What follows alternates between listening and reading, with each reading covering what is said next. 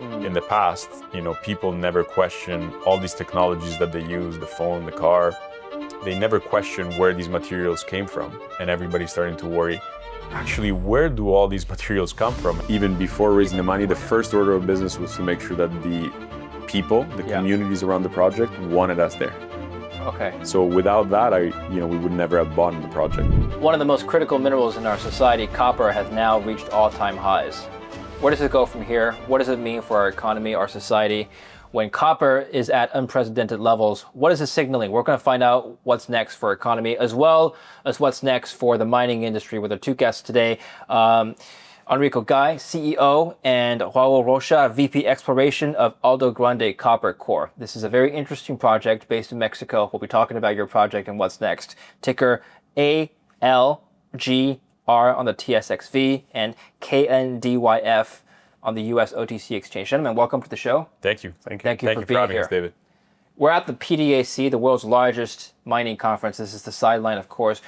Given that you've been meeting people all week, what indicators do you have just from your conversations with investors, your business partners, that may signal to you that this bull run is not over? I think for me, the biggest signal is the amount of M&A that we're seeing in the space. We're seeing larger mining companies, are starting to realize that, hey, we got to look for more projects. They're looking 5 years, 10 years down the line. All of their projects are aging, and they have to continue to feed that pipeline. And you're starting to see a lot of acquisitions happen. And small companies like us that have exploration projects are getting contacted, and there's appetite, there's interest out there, and obviously from the audience, the investor audience as well. I can say PDAC, the conference this year was probably one of the busiest I've ever seen it. I've read a post on X that because it's the busiest he's ever seen it, that this is a market top signal. Okay. How do you respond to that? I would very much disagree. Okay. In terms of the fundamentals that are driving the price momentum in these metals. Yeah. And there is a real shift happening, I think, in our economy and our global order. I'm a big believer that it's the revenge of the old economy is very much a real thing at play right now. In the past, people never question all these technologies that they use, the phone, the car. They never question where these materials came from. And I think now, for the first time in the last few years, there's a bit of a deglobalization, and everybody's starting to worry, actually, where do all these materials come from, and how do we need to make sure that they're being produced so we can continue to have the technology, Yes. But say you go to buy your electric car and now you have to wait 6 months. Yes. Because there is a supply issue, then people are going to start to figure out, oh, well, actually these materials matter, and without them I can't get my car. Why do you think copper is at all-time highs? Copper is at all-time highs because there's many reasons at play, but there's a supply-demand imbalance, obviously. So there's more supply, there's more demand than there is supply, and it's forecasted to only grow. But practical reasons for that are grades. So the high-grade copper projects are being depleted. So the percentage of copper being mined is dropping. Big mines are starting to get older, and we need to discover and unearth more copper in the next 20, 30 years than it's ever been mined previously in history. We have data centers, artificial intelligence, and the electrification at hand that is pushing the demand for copper, which is, as we know, is really the only metal that can be used to electrify and create these technologies. So it's only a matter of... I'm going to switch now to Joao. So it's been reported by different sources and different research institutions that global copper demand is expected to surge anywhere between 40 to 50% by 2040 for all the reasons that Enrico stated previously. So what can the mining industry do to catch up to that demand, if anything? Yeah, well, so we all know that, like Enrico said, the copper demand is growing by the day. And we, in the geological world, you don't have enough discoveries to feed this need that will happen in the next few years. Is that because of lack of equipment, lack of technology, or just no rocks in the ground? It's just a matter of depth in terms of your deposits. So as you go, as a country matures, what you have at surface was already found, and you need to go deeper. As you go deeper, it's more expensive. So you need to come with better ideas, or you mine smaller deposits that are at surface. This is one case in our license. We have this skarn in our license, which is not the biggest deposit in the world, but it's mineable. And as the time goes by, this type of deposits get more and more attention by the market. Can you assess the difficulty of extracting copper and also exploring for copper? I know those are two different things, but exploring for copper now and extracting for copper now versus 20 years ago. Yeah, so in my view, nowadays is much more easier for you to apply new technology. Yeah. In the last 10 to 15 years, there was a massive growth in terms of new technology, and this allows us to see deeper, to see with more detail, and to de-risk drilling. But like Enrico said, we need to start looking for, the big companies need to start looking into other deposits. So nowadays, you move at the pace that you didn't do 20 years ago. So now you can find more faster. But sometimes what you find will not be your massive deposit, but you can look into high grade, like what we are doing. What about drilling technology? Have we advanced such that the throughput and the output is higher per unit of time? Oh yeah, like we are drilling much better now than before. We drill with much more quality. Okay. You don't lose as much core as before. Like your recoveries are much better. And also, it's not just about how you drill; is how much information you take from your drilling. Yeah. Nowadays, you have a lot of different methods to take a lot of data that will give you a definition underground that you didn't have before. So the quality that you can extract from a core nowadays is much better than before. And this just gets you much better discoveries along the time. Enrico, what does this translate for the investor if it's easier with more technology now? The average dollar per ounce drilled today versus 20, 30 years ago, is it higher or lower? Well, it's really about ROI of the drill hole. Okay. And it's not about if it's easier to drill. I would say that drilling is still drilling, but it's about the amount of de-risking you can do before you drill. So the access to new technologies has allowed us to get more high quality data to decide where we want to drill and de-risk those drill holes, right? Because an exploration company is valued based on the success rate of those drill holes. So the more data you have, the higher the chances that you will have success in those drill holes. So that's really where the new technology, I think, is coming at hand. So your company is currently still in small cap status. Tell us about the size and the market cap basis, and what kinds of risks that investors have typically talked to you about that you would want to address. So our market cap is currently between $30 and $35 million Canadian valuation.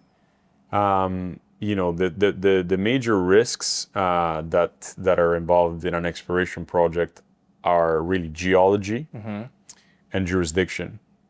It comes down to understanding the geology. That's why, and we'll go back to the data. Yeah. So what is the quality of your data before you start to drill? So we've put a great amount of emphasis in taking all of the historical data that existed on this project and reprocessing it using new technologies and being able to map everything in a 3D model. So when it comes to geological risk, again, how are we de-risking that? By maximizing the value out of the data and getting new data. So we're getting a detailed drone magnetic survey, which is really important because our skarn is magnetite rich in certain areas. So when you have magnetite, you're going to have a successful response in the drone mag. So we're going to do that. We're doing a soils geochem campaign, which Joao will touch on. And we are doing a LiDAR survey on the license. And when it comes to jurisdiction, it's all about managing people and making sure that you have a good relationship with the communities that you're working with and you're working on on the land, and that they are wanting you to work there. So we have good relationships with our communities. We have land use rights, and we take that extremely seriously. Joao, from a geologist perspective, tell us about the jurisdiction of Mexico in which you operate, and then we'll talk about the projects themselves. But just let's start big picture, the jurisdiction of Mexico. What makes it unique? It's one of the best jurisdictions in the world. So you are in the Sonora, Arizona porphyry belt, which is one of the most prolific belts in the world. This belt produced some of the biggest mines in the world. The average reader can try and find about Morenci, about Cananea. These are mines that have been active for the last 100 years. Like Enrico was saying, the problem of a mine with 100 years, it's starting to get old.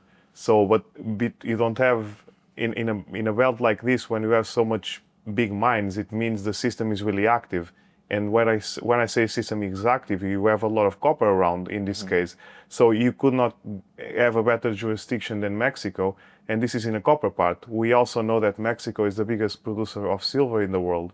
So geologically is one of the richest jurisdictions that you can find. So maybe explain to someone like me who's not an expert in geology or a geologist. So when you say that a jurisdiction is one of the best for a particular metal, are you just talking about how much of the metal is in there, or are there other factors that you would consider as a geologist to evaluate how good a jurisdiction is versus, let's say, another country close by? So we evaluate jurisdictions not just in the geological side. We know that the metal content in Mexico is really high, but knowing that we have big mines around also allows you to have all the infrastructure ready. So that also brings your costs in terms of production lower. So this is what you have in Mexico. You have a jurisdiction that in terms of metal is really high, but you have all the infrastructure that you need if you're going to go to extract, which is what Adlita will do in the future. So it's one of the best jurisdictions because of this. You are not that remote. You are close to big markets. You have ways to ship your ore if you need to. And on top of this, you have excellent geology with extreme potential to create big deposits. Investors want high-grade deposits. What does that mean? What does that word mean? The high grade means that you are on the money, basically. So your deposit has enough grade that your cost is really low. So every time that you take the rock out, you don't need a big quantity of rock to produce copper. And that's the difference between a low grade and a high grade deposit. If you are talking about a low grade deposit, you need many more tons of rock to produce copper. When you are talking about a high grade deposit, you don't need that amount of tons. You need less tons of rock to extract the same amount of copper. How does that change the production costs of low grade versus high grade? Well, it's more economical when you have to process less earth to get to the same amount of ounces of metal. But high grade is rarer from a geology perspective. High grade is more rare than a low grade deposit. Okay, so it's much more difficult to find a high grade deposit. With quality, which is what we have in our hands. Okay, so tell us about your projects, starting with the location in Mexico and then the size. So our project is located in southern Sonora. We are 5 kilometers away from the Alamo Dorado Pan American silver-owned mine. Produce 66 million ounces of silver. Our license is 6,000 hectares. And really to summarize the potential of our license, we have a discovery as a high-grade skarn, copper, gold, silver skarn system. We have a 6-kilometer limestone corridor that also holds additional skarns. We have one that we just found. We tracked it for 300 meters on surface, and it's 3 kilometers away from the principal skarn discovery. And then we see potential for a feeder zone, a porphyry, below the skarn, it's a multi-deposit project. We're just getting started, really. Do you have anything else to add? No, like Enrico was saying, the beauty about our project is you have the complete system. So you have the high-grade rock, which you can mine from surface. So your capex is lower, so your cost to produce is lower because you are mining from surface. And as you go down, you enter into this realm of lower grade. But when you get there, you already mine the high grade. So you are already making money. And this is just the copper part. We have other targets in the area that also are enriched in silver. So we have in 60 square kilometers or 60,000 acres, we have at least 4 targets that we think can be a mine in the future. What's the difference for an investor between a polymetallic mine and a pure play copper mine from a practical investor standpoint? So I answer this Sure. one. So in a polymetallic, your scope and the money you can earn is much bigger because you are not tied to one commodity only. What happened in our case, you can produce copper, gold, and silver, so the fluctuation of the market will not affect you so much. Because if you are just in the gold or just in the copper, if something happens like silver, just as silver has been going up and down, Yeah. if you are focused on silver, you are really sensitive to the market. When you are mining polymetallic, like what we aim to do, you are much more secure in your investment. After the ore has been extracted in a polymetallic mine, tell us about just broadly the extraction process of refining a polymetallic ore versus just a pure plate copper, which is more difficult, which is costlier, and ultimately the timeline of refining. So all of this is project specific, right? Yes. It always depends on what you have in hand. Yeah. We were lucky enough when we bought the property that were already metallurgical tests done in the property, and this is when you actually know how much you can extract from what you have. We were lucky enough to know that our grades, we are able to extract above 80% in copper, gold, and silver with just a basic flotation plant, which is what you use in the mines in Sonora, for example. So we know that this project is, for example, a good fit to some of the mines in the region, and it's also a good fit for smelters around the world. So it's chemically easy to process our ore, and it's chemically cheap to do it. So it's a good investment. Enrico, tell us about the history of this company, not just the project, the deposits themselves. Like Joao said, there was already some tests done, and then I believe you stepped in recently as co-founders, correct? Yeah, that's correct. So the project was owned by Minorum Gold. Yeah. The project was originally staked and vended to Minorum by Peter McGaw, who's the founder and the geologist behind Mag Silver, which was recently acquired by Pan American Silver for $2.1 billion. So his mind has been following this project while it was at Minorum. Minorum focused on a precious metals project in the last 10-15 years that they're actually putting a resource on, and we acquired this project from Minorum and another party that owned some of it in an option agreement. We acquired the project because we saw a lot of potential. The more we dug into the data, we saw that there was this very high grade skarn, but it was never drilled with orientated core. Skarns are tricky geologists to delineate, and when you're drilling without orientated core, you're not able to see the direction of the rock. Essentially, again, going back to the data and de-risking drill holes, if you're essentially drilling blind if you're not drilling with orientated core. So we started drilling in November in 2025 with orientated core for the first time on this project.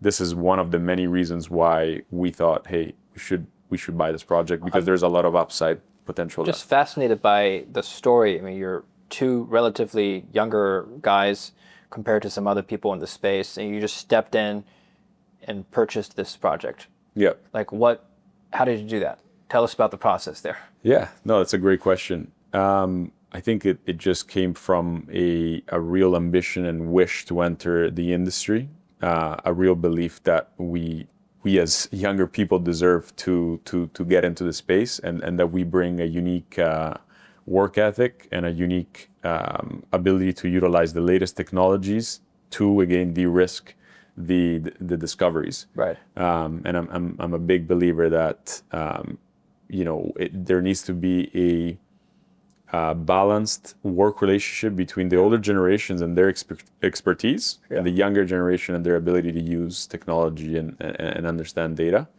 But our ambition was it was driven purely by our belief that copper was going to be a very great commodity to build a business around for the next 5-10 years. We were going to be in a bull market for copper, and so we How did you raise money? we raised money from our internal network of investors. We were lucky enough to find very high quality investors. Whether it's a wealth manager, and in our latest round, we had an institution participate in the financing, which is quite unique. Usually, market companies in our market cap they don't find it very easy to attract institutions. That's right. We believe that speaks to the quality of the project. We also did the financing without a warrant. There's no warrants in our structure. We believe that having a very good structure is very important to succeed in this business, because you can have a great project, but if the structure is, blown out, Right. to use that word, then it may be very difficult for you to attract investors. And after you raised the money, what was the first order of business? What was the first thing that you Actually, did? even before raising the money, the first order of business was to make sure that the people, the communities around the project wanted us there. Okay. So without that, we would never have bought the project. So we re-engaged the communities and we made sure they wanted us there before we even bought the project. Also, before we bought the project, we reprocessed all of the historic data on the project. And when we did that, we actually started to already create value for our future shareholders, because we started to understand things that nobody ever previously understood. And ultimately, we raised the money, and then the first order of business was, let's drill specific targets. And when we drilled those specific targets, we came up with excellent results and the discovery of 3 additional skarn horizons. Yeah. So immediately, our first hole already increased the size of our skarn, Okay. which is, I think, pretty great to be able to do that within a 2-month turnaround. Can you comment on the shareholder structure? How much of the equity is owned by insiders versus institutions versus other miners, perhaps, versus retail? Post this latest round that we closed, so we've done 2 financings in this company since acquiring the project. There was a subscription receipt financing done at 37.5 cents. Right. And then we did a follow-up financing at a 75% premium. Yeah. We just closed it last week, so at the end of February. Now our total shares outstanding are 43 million shares. Out of those 43 million shares, insiders and strategic investors own roughly 40% of the company. And then like I said, we have a shareholder base that's diversified among, retail investors, high net worths, as well as an institution and some wealth managers that have acquired our project for their clients. I have one more question for you, and then one more question for Joao. So last question for you is milestones coming up next, what you're targeting, and your short-term and long-term objectives. So our first objective is to increase the size of our high-grade copper, gold, silver skarn system. Yeah. That's where the bulk of the historic drilling was. That's where we have the greatest amount of data, and that's the first place that we can focus on to add value for our shareholders. So we're going to drill anywhere between 5,000 to 7,000 meters in this area, in the skarn. Yeah. We're also going to bring an additional drill rig to work these other skarn outcrops along the 6-kilometer corridor, because ultimately we believe that we're going to end up with a multi-skarn package system. Yeah. So you're going to have more than one skarn. So those are our first objectives, as well as then refine our understanding for the porphyry at depth and be able to act on that perhaps in the near future. Okay. Last question for you, Joao. What is the future of our world in, let's say, 100 years, when there's even more demand for these critical minerals from technology or even a higher population, and there's less resources in the ground? Yeah, so I see it in a way that, like we talked before, the new technology will massively help, because you're going to be able to mine faster, you're going to be able to mine deeper, and you're going to be able to mine in a way that is more safe than is today. So this all together, we know that we need more mines, so deposits like ours are really interesting, and the more deposits like this we can find, the better the future will be. But do you see a future where we run out of copper or lithium or whatever critical mineral there is? Nowadays, with the forecast that we have, if we don't consider deposits like Arlita, yeah, that's a real reason. That's a really possibility. And then what happens? What do we do then?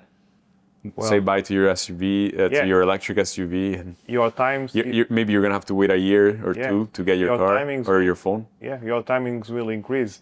So we need Do you to see a future where recycling replaces mining? replacing. No, but recycling is getting better. Yeah. As we go. It will be part of the solution. Yeah, and also another thing that I see is not only recycling, but also make stuff last longer. So you don't need to produce as much. But we know that population is increasing, the comfort of the general people is increasing, and that Yeah. all need resources. So we need to improve the mining first. We cannot transition to recycling tomorrow. That doesn't exist. So we need to improve the mining part. We need to consider deposits that are high grade and perhaps smaller tonnages than the ones that we are seeking at the moment. And yes, I do agree, and I'm a geologist, I do agree that we need to make the recycling process much better Yeah. and make our equipments last longer. Yeah. What can the governments do to help this process? Incentivize companies. We have a lot of support from the Mexican government, which we are happy to have. But yeah, incentivize mining, and also on our side, on the companies, there was a big shift. Like our first thing we've done was care about the communities. The community needs to want you there. So we need to be accepted by the communities, but we would like to have in other countries having the governments on our side coming with us. Okay. It's not just saying we want mining. You need to be proactive with mining and with companies. Okay. Thank you very much, Enrico and Joao. It's a very pleasure. you. It's a great Thank you, pleasure to David. host you on the Thank show. you so much. Thank you. Appreciate you coming on, and thank you for watching. Don't forget to like, subscribe.